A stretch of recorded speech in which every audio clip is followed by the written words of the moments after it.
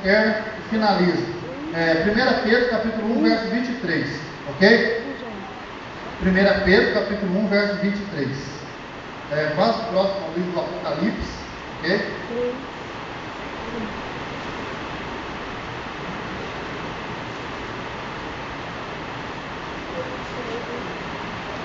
E aqui o apóstolo Pedro está falando de ressurreição espiritual nesse verso. Só que ele usa uma metáfora de semente. Ok? Então ele compara a palavra de Deus a uma semente que pode regenerar. Certo? Assim dizendo. Está escrito assim, no verso 23. Pois fostes regenerados, ou renovados, ou ressuscitados. Não de semente o quê?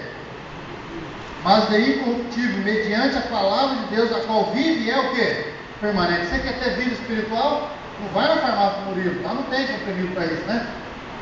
Certo? Lá tem remédio para parte física, biológica, biológica. Mas você quer ter vida espiritual? Jovem, você quer ter vida espiritual? Adolescente, você quer ter vida espiritual? Você que é mais maduro, com mais idade, você quer ter vida espiritual? É simples.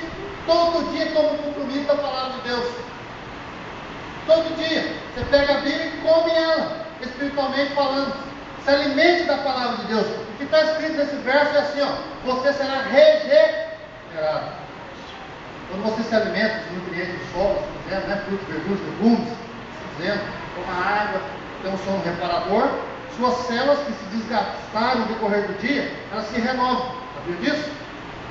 Algumas morrem, outras se renovam, outras nascem, assim dizendo. Dependendo da parte da célula que é, assim dizendo, né? Na vida espiritual, a mesma coisa. Diariamente o cristão tem que renovar a vida espiritual. E o compromisso é básico. É a palavra de quem? A palavra de Deus. Não dá para ter vida espiritual se eu não tiver comunhão com Deus através do Espírito da Bíblia. Não dá para ter vida espiritual se eu não me relacionar com Jesus Cristo. Ele é fonte da vida. Lembra da tomada da geladeira? Ele é fonte. Se eu estiver conectado a Ele diariamente, Ele vai gerar em mim vida espiritual. Certo? E a vida espiritual que Ele gerar em mim, ela vai evitar que eu tenha a morte eterna. É a terceira morte que o pecado causa. Posso até passar pela morte física, certo? Passar algum tempo no túmulo. Mas quando Jesus vier em glória e majestade, Ele ressuscita aquela pessoa e dá a ela a vida eterna. Mas não dá para ter vida eterna se eu tenho uma vida espiritual morta. Só dá para ter vida eterna se eu tiver uma vida espiritual ativa, aditivada a cada dia. Nós precisamos, queridos, entender isso.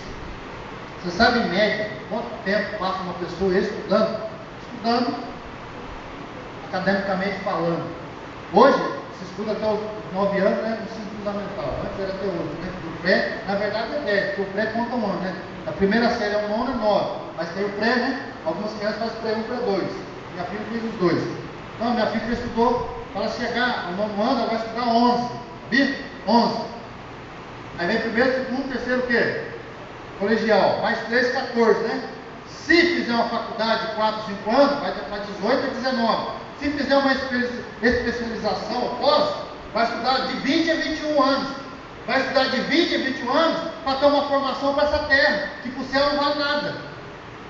Por que eu estou usando essa expressão? Às vezes a gente se preocupa muito em estudar, não estou falando que é errado, você ser uma pessoa estudiosa, certo? Procurar ter uma boa formação acadêmica, ter uma boa profissão, que possa dar um conforto, mas às vezes nós gastamos muito tempo, priorizamos demais as coisas da terra, esquecemos disso, da palavra de Deus, que vai te formar para a faculdade espiritual do reino dos céus.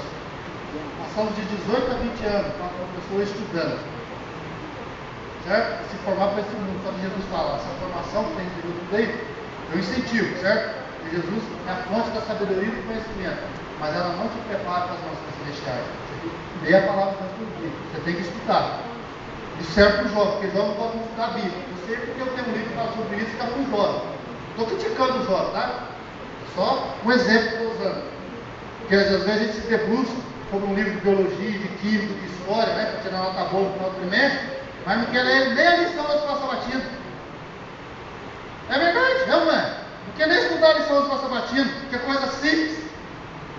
Nem isso quer fazer. A mãe e o pai chamam, vai estudar, fica bravo. Às vezes a gente é adulto, não quer, prefere o jornal, a novelinha, a tradição, e depois quer entrar no reino celestial. Difícil, não tem condições. Nós precisamos, querido, nos dedicar à palavra de Deus, que é a fonte do conhecimento, da verdadeira sabedoria, e que gera em nós a vida espiritual diariamente. Jesus te ama, você está falando isso porque Ele quer o seu melhor. A palavra de Deus é fonte de vida, traz vida. Vamos para a terceira morte, a morte eterna. Como eu já disse, a morte eterna ela é consequência final da morte espiritual. Romanos 6, verso 23. Romanos capítulo 6, versículo 23. Paulo, ele fala esse detalhe. Ele fala que a consequência final do pecado, né, é a morte eterna, no caso. Ele diz assim, porque o salário do pecado é a morte, mas o dom gratuito de Deus é a vida eterna em Cristo Jesus, nosso Senhor. Certo? Por que a gente sabe que aqui está falando da morte eterna? Porque se você ler o final do verso, há um contraste que ele faz. O salário do pecado é a morte, parece que não dá para identificar ainda que morte que é, certo? E aí depois ele fala, mas o dom gratuito de Deus é o que? A vida eterna. Então ele está usando um contraste. O salário final do pecado é a morte eterna. Mas Jesus te dá a vida eterna de graça. É isso que ele está dizendo. O pecado, por eu viver espiritualmente morto, eu recebo como recompensa final a morte eterna. E o que é a morte eterna? É a destruição, nunca mais existir. Certo? É ser aniquilado, destruído para sempre. Existem dois grupos de pessoas nos túmulos hoje. Aqueles que viveram fisicamente, mas viveram espiritualmente, certo? Morreram fisicamente, mas morreram vivos espiritualmente, firmes na fé, né? E existem aqueles que viveram fisicamente, mas nunca viveram espiritualmente, morreram fisicamente, mortos espiritualmente. Os que viveram fisicamente e viveram espiritualmente, ressuscitam fisicamente para viver eternamente. Os que viveram fisicamente, não viveram espiritualmente, ressuscitam fisicamente para morrer eternamente. Né? Lava a língua, né? Mas essa é a realidade. E nós precisamos entender esse contexto. Olha o que Jesus nos diz lá no livro de Mateus, no capítulo 25, no verso 41, sobre a morte eterna. Para você ver que Deus não preparou nenhuma das três mortes do ser humano. De jeito nenhum. Mateus capítulo 25, verso 41. Vou pegar só esse verso aqui, só para explicar rapidamente, devido ao nosso tempo. Então, está escrito aqui o seguinte, aqui é o grande julgamento, o contexto geral e tal, e aí Jesus fala assim para o grupo que está na esquerda, verso 41. Então o rei dirá também aos que estiverem à sua esquerda, apartai-vos de mim, malditos, para o fogo eterno, preparado para o diabo, seus anjos. Verso 46, ele é o eixo para o castigo eterno, porém o justo para a vida eterna. Para quem foi preparado a morte eterna? Lá no verso 41. Para quem?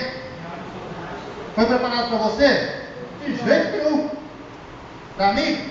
Para nenhum ser humano. A morte eterna ela foi preparada no laboratório celestial por Deus, simplesmente para Satanás, o originador do mal lá no reino do céu, né? Foi expulso e conseguiu impregnar toda a humanidade com o pecado, com o vírus do pecado. Foi para ele que Jesus está aguardando o fogo eterno que vai cair nos últimos dias, no juízo final. É para ele e a capetada, assim dizendo, os seus anjos, a terça parte dos anjos. Jesus não preparou o fogo eterno para mim, querido, para você, porque Ele te ama. O que Ele preparou, se você lê Apocalipse 21 e 22, é as mansões celestiais, é o reino dos céus. Foi isso que Ele preparou na mente de Deus. Não há morte para você, eterno, nem espiritual. A física ainda tolera, mas em Cristo há ressurreição. A morte eterna, querido, não foi preparada para nós. Porém, se eu não vivo espiritualmente, infelizmente, Deus não pode me livrar o quê? Da morte eterna. Aí a consequência será, infelizmente, o fogo, chamado fogo eterno, ou fogo do inferno, né? Assim dizendo, que é a destruição de Satanás, dos seus anjos, e infelizmente, daqueles que rejeitaram a salvação em Cristo Jesus. Queridos, hoje nós estamos vivendo um tempo de graça. Vai ter tempo de graça, de oportunidade de sermos salvos por Deus. Hoje Jesus está nos dando todas as condições possíveis todos os meios possíveis de alcançarmos a salvação em Cristo, de termos vida espiritual para vivermos eternamente com Ele. Nós necessitamos aproveitar esta oportunidade de ouro, uma oportunidade de ouro.